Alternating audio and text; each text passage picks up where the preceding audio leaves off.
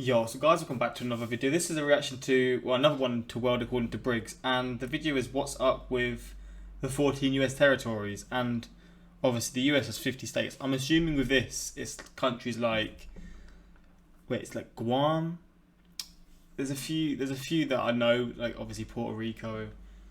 Although is that a territory or is that like a different word? I don't know, because Puerto Rico, I think it's a bit closer to being like a state. It's like in the middle of being a state and a territory. I don't actually know that, I'm just guessing. But yeah, sorry for not posting yesterday as well. I was going to post yesterday. It's been 2 days since I've not posted, which it's quite a long streak, especially from the last 2.5 months. We've been going strong, so it's a bit of a dry patch, but I was feeling a bit ill. 2 days ago I just didn't have much time. The day after I was just, like yesterday, I was feeling a bit meh and just a bit shit. So I'm happy I'm not feeling as bad now and we can get back to the reactions. But yeah, hopefully you're going to enjoy. Suggest some more videos like this you want to see in future. And I mean, let's just jump into it, man. You can't beat a bit of the world according to Briggs. And I mean, I just enjoy his videos, so long may it continue. But let's jump into it, man. What is going on, everyone? Welcome back to the World According to Briggs. Have you ever wondered if there's more to the United States than the 50 states we have in Washington, D.C.? Wonder no longer. There is. They're called territories. Because there was the sort of like the food videos that I've done, it would always touch upon the favourite food in each 50 states, and then it would do 2 extras, which is Washington State and Puerto Rico, I'm pretty sure. Which is kind of interesting because it was just those 2 ones. It didn't involve any other territories. So maybe it's just a bit closer than the other ones. Again, we're probably going to learn, but if it doesn't tell me through this video why that's the case, please let me know in the comments, because I'm interested. The U.S. has 14 territories. Well, they got 5 legit good-sized territories, and the other 9 they call minor outlying islands. Each has some very interesting history. Sadly, here in the United States, we don't learn much about our own territories. They like briefly go over it in American history. I put up on Facebook a couple weeks ago, before I thought about doing the video, and I asked my friends, without Googling it, how many territories does the U.S. have? Most said 2 or 3, and then they'd name one that probably isn't. Actually, one person I used to work with, she thought New Mexico was a territory. I explained to her that it's actually a state. Her response was, oh yeah, that's right, Mexico is a territory, right? And I said, no, Mexico is its own country. But I don't know. I guess that's the type of smarts you get from a 21-year-old girl that had to borrow $200 from you to pay rent because her car needed detailing and she needed to pay her tan membership. And she couldn't believe all those things fell on the same day. She also couldn't understand why her nail lady wasn't considered an essential worker at the beginning of the pandemic. Yeah, she's entertaining. All right, moving on. Today we're going to learn about U.S. territories. All right, let's see what we got. Number 1, Guam. Guam is the westernmost point and territory of the United States in Oceania. It's got a population of almost 170,000. Guam has a tropical rainforest climate, which is always perfect for tourism. Most people dream about spending some time on a tropical island. Guam is very much a tropical island. As a matter of fact, tourism pretty much pays all of Guam's bills. Well, that and the U.S. military. They have some decent bases there. The first European to travel to Guam was Portuguese, and it was the navigator Ferdinand Magellan. He was sailing for the King of Spain. When he sighted the island on March 6, 1521, during his fleet's circumnavigation of the globe, he thought he'd stop by and check it out. Magellan encountered the indigenous people of Guam known as Chamorro, and almost 150 years later, the Spanish colonization commenced on June 15, 1668. Around 1823, whalers started using it as a place to get supplies and, sort of a rest stop. But after a few centuries as part of Spain, the United States occupied the island following Spain's defeat in the 1898 Spanish-American War. As part of the Treaty of 1898, Guam was transferred to the United States Navy's control on December 23, 1898 by executive order from President. These buildings are bigger than, again, the ones in my city, which is kind of baffling on a small island. I wouldn't have expected that. I guess if it's a tourist sort of place, and a lot of people go there to sort of for holidays and stuff, it makes sense to have like of what I assume are like hotels, etc. 1898 by executive order from President William McKinley. Most people don't realize that Japan attacked Guam about the same time they attacked Pearl Harbor. They won the battle and occupied the island for almost 2.5 years, and then the United States showed back up. As you can imagine, we weren't in a good mood. The Navy, the Marines, and an Army division showed up, and it took them about a month to round up all the invading Japanese. These days, if you visit Guam, you'll find that it is a combination of traditional Chamorro customs along with American, Spanish, and Mexican traditions. So it's a very culturally diverse place then. Which is kind of crazy for a small little island in the middle of pretty much, not nowhere, but pretty much in the middle of the ocean. And again, in the middle of nowhere actually. Probably it is pretty much that. It's interesting how there's so many different cultures here, just like a hotspot. Guam is a great place to visit. If you ever get a chance, go to Guam. The people are very friendly. Every time I've ever talked to a person from Guam, and that used to be on the regular basis when I worked at Netflix, because they're an American territory, so we gave them DVDs and everything else like that, just like any U.S. state. But if you ever get a chance to go, it's great for Americans because there's no money difference. It's the same U.S. dollar, and you don't need a passport, even if you do need one.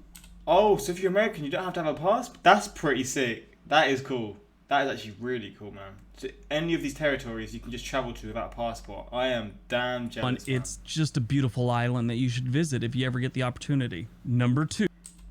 Okay, I'm pausing it a lot. I apologise. I'm not apologising for shit. Do a lot of people who live there have American accents, or is it still like a lot of people from Guam speak in the Guam twang or whatever? I don't know if that even makes sense. American Samoa. The territory of American Samoa is located in the South Pacific, this is in the middle of Samoa. nowhere. There are 2. There's Samoa Literally. and there's American Samoa. American Samoa consists of 5 main islands and 2 coral atolls. This territory has a long history going way back, but as far as Europeans go, the Dutch showed up around 1722, followed by a couple French explorers in 1768, and then again in 1789. The French explorer in 1789 got in a little dust up with the locals in what is still called Massacre Bay. And they call it this because his second in command and some of the crew were killed during that dust up. American Samoa has its own immigration law. That's really weird. It's kind of separate from the laws that apply to any other parts of the United States. No other territory does this. While the U.S. national can freely move to American Samoa, the American Samoan government, via its immigration office, controls the migration of aliens to the island. Special applications and forms and all that stuff got to be filled out based on your family or employment sponsorship. Now, as far as employment goes, they don't have a ton, but tuna canning is the backbone of American Samoa's economy. I thought this one was really interesting. American Samoa is noted for having the highest rate of military enlistment of any U.S. state or territory. This is a beautiful island. Ask any of its 46,000 residents. They'll tell you this. Wait, sorry, I want to get back. 46,000. This is a beautiful island. Ask any of its 46,000 residents. They'll tell you the same thing. It is beautiful. If you look at the video and if you look at... Such an interesting street, like a little town area. Like, I find it so fascinating to just see and like see how different it is to where I'm from. But I love it, man. Imagine living somewhere like this. You got the ocean here. You got your own little beach side. You got the mountains behind you. You got forest behind you. You've got sun. The air must just be so clean here as well. I'm not even thinking about that. But at the same time, there's probably some wild animals here, man. I mean, maybe not. Maybe they could get it, but like even just like spiders or like just some crazy ass things. But again, maybe there isn't. I'm just thinking because of the forests and stuff. But goddamn, it's beautiful. The pictures, it looks like something that they could film a tropical romance movie on. It's just great. Number 3, Northern Mariana Islands. North of Guam, you have the Northern Mariana Islands. These were the first islands settled by humans in this remote Oceania area. Ferdinand Magellan had a big year in 1521. He and his crew were the first Europeans to arrive at the Mariana Islands. He had landed in Guam and claimed the whole area for Spain. Spanish ships were met offshore by locals who delivered refreshments and then helped themselves to a small boat belonging to the Magellan crew. This, of course, as you can imagine, kind of became a problem. It's really a culture clash. In local tradition, little property was private, and taking something someone needed, such as a boat for fishing, didn't count as stealing. Well, the Europeans didn't feel that way. Oh, so Europeans. It became a problem. The Northern Mariana Islands played a few important roles in World War II. The Battle of Saipan happened here. Saipan's the biggest island in the chain, and a year later, the island of Tinian, which is just north of there, that was the takeoff point for the Enola Gay. If you don't know, that's the plane that dropped the bomb on Hiroshima. Historically, the island's economy was tourism, mostly from Japan, and in the garment manufacturing sector. The economy has declined since 2005, eventually leading to all the garment factories on Saipan to close by 2009. Tourism also went on a steep decline in 2005 when Japan Airlines stopped serving the Marianas. So if you go visit, they'll be very excited to see you, I bet. Jeez. I worked with a girl from Saipan. She told me all about it. She was at Nike with me, and she said that these days most of the young people can't wait to leave the island because you can get a job sometimes, but it's not paying you hardly anything, she said. Now that I think about it, the building I worked at there's a few people from Tinian and a bunch from Saipan. Their population peaked in 2010 with 69,000 residents, but right now it's down to 51,000. Number 4, the United States Virgin Islands. Technically, they're called the Virgin Islands of the United States, but everyone knows them as the United States Virgin Islands. This territory consists... Oh my days, look at this place! Wait, these little islands here, is this just like the water? I'm guessing these are just waves or something. It's of 3 main islands, St. Croix, St. John, and St. Thomas. They also have 50 others. Bro, imagine living on this little bit as well. That is when you know you got money, man. Surrounding minor islands and cays. So the 3 main islands are pretty much the only places anyone ever really visits. Most of those small 50 islands are just inhabited by birds and turtles, I imagine. Christopher Columbus, on his second voyage in 1493, is thought to have been the first European to see these islands, giving them their current name, and him and his crew being the first tourists to ever visit the islands. These days, they still got ships going there, but they're cruise ships and they're filled with people from Iowa. They're wearing fanny packs. This is a major cruise stop, though. This and the British Virgin Islands. Cruise lines go to both of them. Like Norwegian Cruise Line has a really great cruise I've been looking at to go there. Hopefully I'll be there next year. The U.S. Virgin Islands' main source of income is the 3 million annual visitors. Tourism is responsible for 60% of the island's GDP. The population of this territory peaked in 2000 with 108,000 residents. Then in 2010, it went down to 106,000, and right now, a little above 105,000 residents. What the fucking boats here? What the fuck? There's 3 massive boats. Like, absolutely huge. This one's nuts, though. And there's loads here as well. The thing is, I don't know how many people these boats hold, but it's got. Actually, I don't actually know. Is it like 1,000 people, maybe? I was gonna say there's more people on these boats than the whole island alone, but that's just not true. So I don't even know. I was thinking that. One thing that caught me off guard about this one is they only have like National Guard forces of the locals and some reserve units, but no like naval base or anything. Seems to me like a perfect location for one, but no, nothing major. Number 5, Puerto Rico. Puerto Rico is probably the next one on deck for U.S. statehood. Maybe they'll give it to Washington, D.C. eventually. So this is what I was asking before, like why is this one's always mentioned, but it seems a lot closer.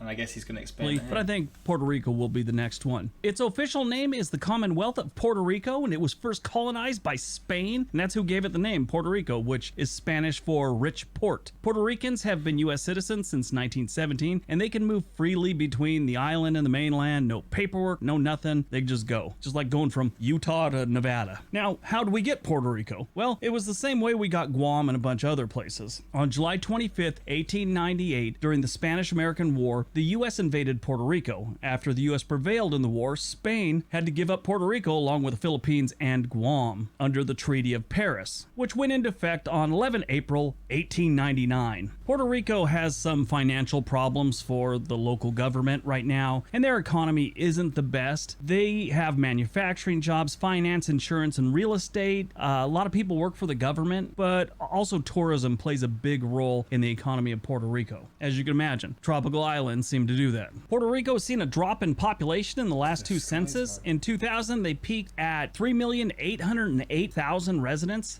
Then in 2010, they went... Oh, so it's a very big island. I knew it was a lot bigger, but I didn't know it was going to be that big. 3.8 million. Went down to 3,725,000, and then this last census in 2020, they went down to 3,285,000 residents. Oh, wow. That's the first time since they've been involved in the census that they've lost population, the last two census. United States minor outlying islands. Number 6, Wake Island. Wake Island is about the midway point between Guam and Hawaii, right in the middle of the Pacific Ocean. During World War II, this was a scene of a serious battle. Basically, the defenders of Wake Island were going to be overrun, and the island was going to be captured by the Japanese. Was this the one that I learnt about on a video on my second channel? I feel like I learnt about one of these ones. I don't know if it was this specific one. I don't think it was. It was so bad that the Marines were teaching construction workers who were there to build better runways and stuff like that how to use weapons because they were going to be fighting, and they did. Eventually, the Japanese took the island, forced all the people captured to help build bunkers, things like that, and then in the end, they shot them all. The U.S. military kept a presence on Wake Island until 2017. Right now, nobody lives there. Number 7, Johnston Atoll. For nearly 70 years, this isolated atoll was under the control of the Bro, these places are nuts. It's literally just runways. U.S. military. During that time, it was used as a naval refueling depot, an air base, a testing site for nuclear and biological weapons, a secret missile base, and a site that stored the disposed chemical Agent Orange. Those activities left this place basically contaminated, and nobody goes there. We just monitor it. Number 8, Midway Island. Midway is called Midway because it is supposed to be the midway point between Hawaii and Japan. It's not. It's only like a third of the way to Japan. But you get the idea. There was also a giant battle here during World War II. The Japanese wanted the island because they figured they could start attacking the mainland and Hawaii and eventually take over Hawaii. But we had this big battle there. And it didn't go well for the Japanese because of some mistakes. They probably should have won, but they made some mistakes and some bad judgment, and